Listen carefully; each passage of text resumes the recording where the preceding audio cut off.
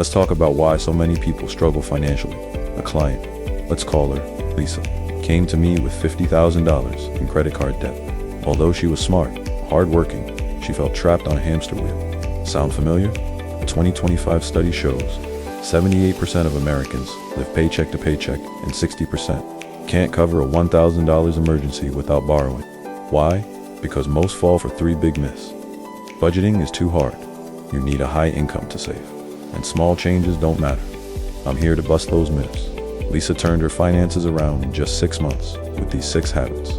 Comment below. What's your biggest money struggle right now? Debt? Saving? Let us know. Now, here's the truth. Your finances are like a leaky bucket. Small holes like daily overspending can drain your wealth. Let's plug those leaks with habits that actually work. Habit number 1, create a wealth fund. Most people save what's left after spending, but spoiler, there's never anything left. Instead, funnel your money first into savings and investments. Set up automatic transfers to a separate savings account the moment your paycheck hits.